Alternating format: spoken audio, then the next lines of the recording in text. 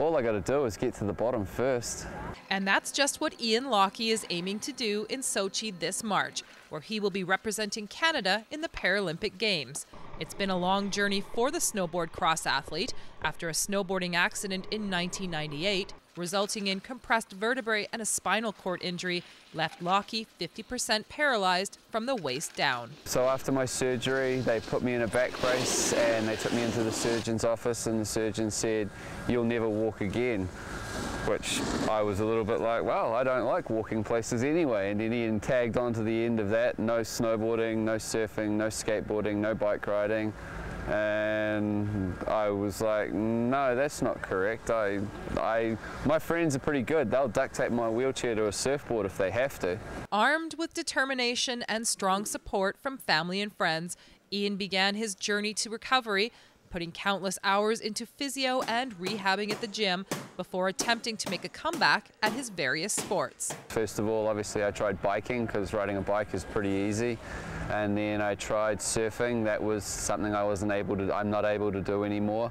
I put a skateboard on the ground and stood on it and went, no, that's not going to work. And then it was in 1998 that I had my accident, and in 2001 I decided I would try snowboarding again. And my first day on the mountain, discovered very quickly it was still a possibility. It was 2002 when Ian first came to Red Mountain, and after a few years of training in the Kootenays, he was able to compete in his first ever contest in a para division, with para-alpine skiing at the Canadian Nationals in the snowboard division. I first started competing in 2005 and then discovered that the US Snowboarding Association had an adaptive class, so I went to the 2007 US Nationals in California and did very well there, won all the events.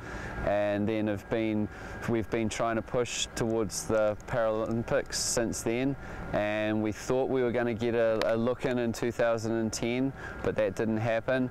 And then they kind of said we kind of gave up hope, and then in May in 2012 they announced that snowboarding would be included in the 2014 Paralympics. So it's been all systems go since then. We've been having many World Cups the world over, and there are now about 15 nations that have athletes competing.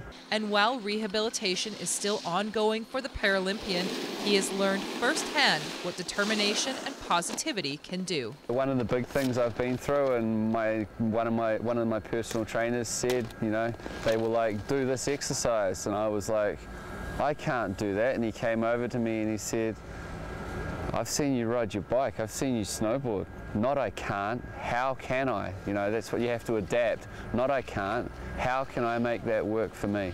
It's all about refining what I have, just making the things I have go better.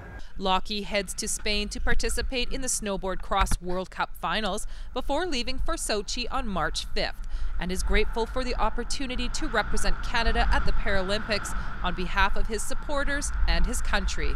Yeah, I'd really like to thank everyone who's helped me over the years, to all my local sponsors and friends, and to Red Mountain, and to the white stuff that falls out of the sky. Thank you very much. And to my friend Gravity, without you I'd be lost. For Go Kootenays in Rossland, I'm Christina Krichkowski.